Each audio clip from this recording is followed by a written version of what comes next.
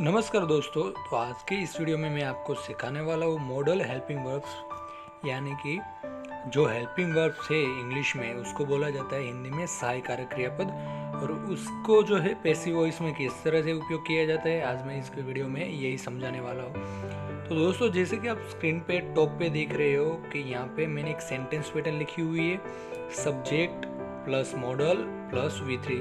तो दोस्तों पहले समझ लेते हैं कि सेंटेंस पैटर्न कैसे काम करती है। तो सबसे पहले जो है सब्जेक्ट वो यानी कि क्रिया करने वाला है, तो दूसरा है मॉडल वर्ब यानी कि कैन, कुड, में, might, should, would and must आएगा, और लास्ट में जो दोस्तों V3 है यानी कि पास्ट पार्टिसिपल, जो भी क्रियापद रहता है उसका V3 होगा यानी कि पास्ट पार्टिसिपल बन जाएगा।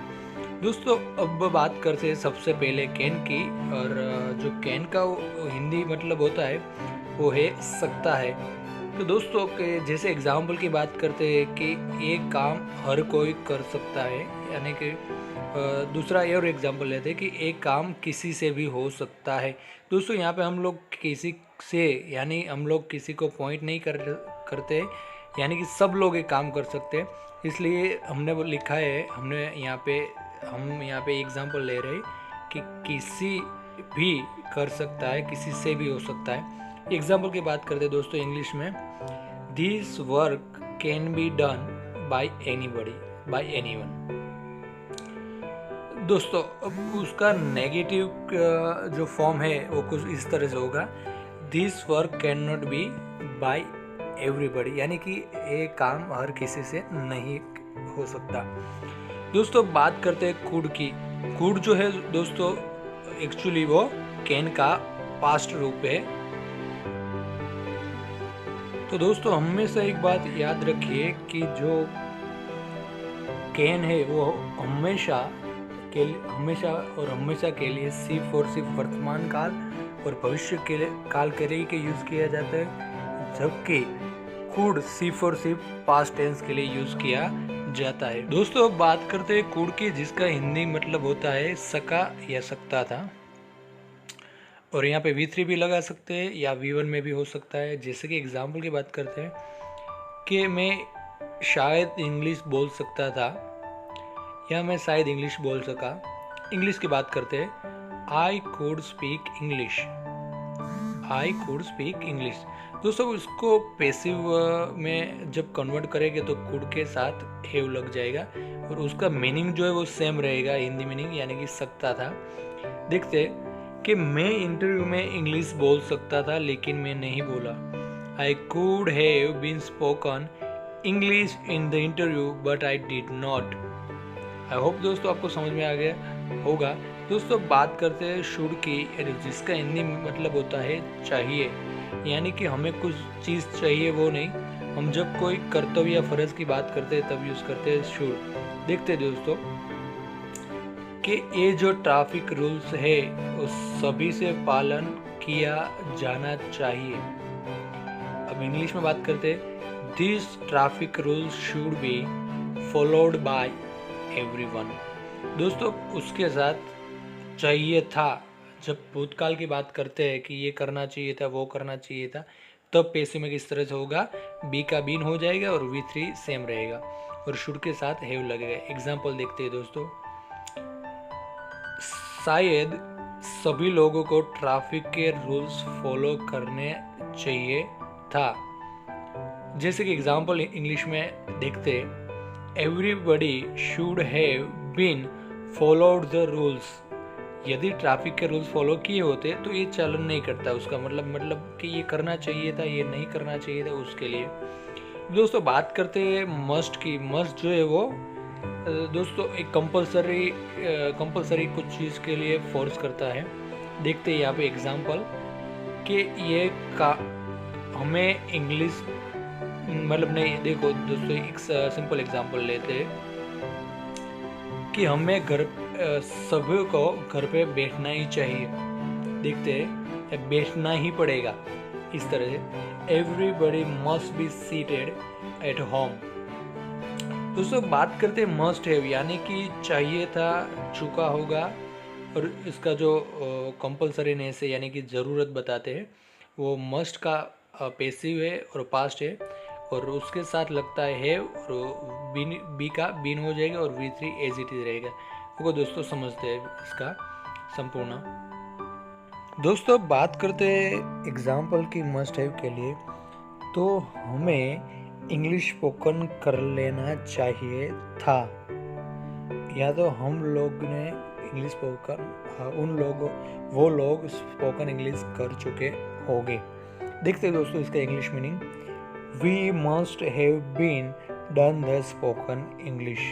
दोस्तों बात करते हैं मे और माइट की, उसका जनरली मीनिंग दोनों का सेम होता है, सकता है या जाए, मतलब शायद बात करते हैं दोस्तों कि ये होगा वो होगा वगैरह वगैरह। दोस्तों अब बात करते हैं, शायद रेन हो सकती है, इट में बी रेन, यहाँ पे V3 होगा, रेन का ईडी लग जाएगा, रेन। दोस्तों बात करते हैं माइट की, वो सेम रहेगा, it might be, rain might be fallen, और लाइक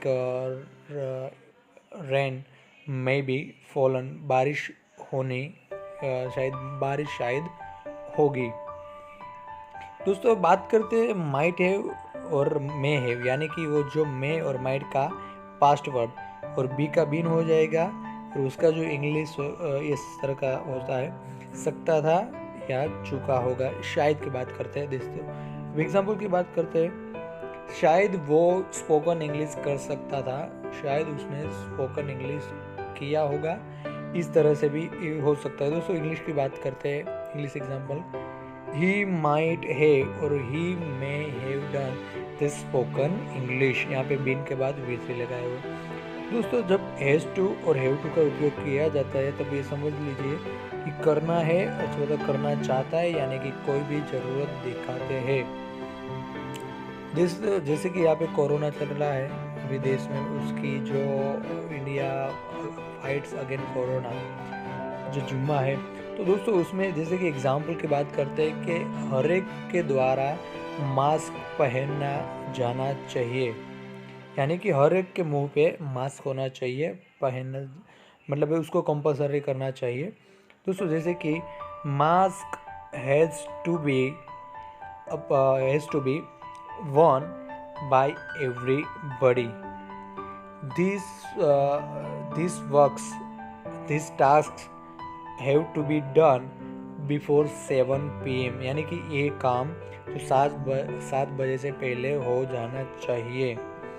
दोस्तों बात करते हैं हेड टू, यानी कि करना था, करना पड़ा था या करना पड़ा, यानी कि दोस्तों यहाँ पे आपकी इच्छा के विरुद्ध, यानी कि कोई काम करना होता है, यानी काम करना पड़ा आपको भूतकाल में, तब यूज़ किया जाता है फिर। दोस्तों इस तरह से एग्जाम्पल होगा, मुझे खाना पकाना पड़ता था जब मैं USA में रहता था, I had to cook myself only when I was living in the US। दोस्तों बात करते हैं वुड लाइक टू, जब हम किसी से हेल्प मांगते हैं, किसी को हमारे प्रेफरेंसेस बता दें या हमारे किसी से सामने वाले की राय जानते हैं, तब हम लोग यूज़ करते हैं वुड लाइक टू, करना चाहिए। एग्जाम्पल, आप क्या लेना पसंद करोगे, पहले सिंपल एग्जाम्पल की बात करते हैं, what would you like to have, यानी कि आप चाय लोगे, कॉफ़ी लोगे, कोल्ड ड्रिंक्स वगैरह वगैरह, यानी कि हम लोग जानते। और दोस्तों यहाँ पे पैसिव की बात करते हैं तो ये समझ लीजिए कि यहाँ पे जो कोल्ड ड्रिंक्स वगैरह वो आगे आ जाएगा, और बाकी का जो करता है वो पीछे चला जाएगा। देखते हैं, like the cold drinks would like to be taken by them, यानी कि जो कोल्ड ड्रिंक्स है उन लोगों के द्वारा लिया जाना चाहता था। दोस्तों बात करते हैं यूज टू और वुड। दोस्तों सबसे बड़ी महत्वपूर्ण जो टॉपिक है कि यानी कि आप भूतकाल में कोई काम करने से आपकी काम करने की आपकी हैबिट थी, वो आप काम रेगुलर करते थे। और जैसे कि जब मैं 10वीं कक्षा में था तो मैं रोज़ाना 1 घंटे पढ़ता था, यानी कि आप यहाँ पे 2 तरह से बोल सकते हो, एक सिंपल पास्ट टेंस यूज़ करके भी, और यहाँ पे यूज टू वुड लगा के भी। दोस्तों अब दोनों के एग्जाम्पल हम देखते हैं। ये देखते पहले सिंपल के I read the books for 1 hour when I was in 10th standard. अब दोस्तों बात करते हैं यूज टू और वुड के साथ किस तरह से होगा। तो सबसे पहले सब्जेक्ट आएगा, सॉरी जो कर्म है वो पहले आ जाएगा और लास्ट में सब्जेक्ट आ जाएगा, उससे पहले बाय लगेगा। देखते हैं कैसे। 2 hours was used to read by us। और इस तरह से भी बता सकते हैं कि we were used to read for 1 hour when we were in the 10th standard। और इस तरह से भी दोस्तों आ जाएगा we would read for 10 hours when we were studying in the standard 10th। दोस्तों मैं उम्मीद करता हूँ कि आपको वीडियो पसंद आया होगा, और वीडियो पसंद आया तो इस वीडियो को लाइक कीजिए, सब्सक्राइब कीजिए, और ऐसे ही स्पोकन इंग्लिश के वीडियो जानने के लिए हमें सब्सक्राइब करें। Thank you very much for watching this video and coming on our channel.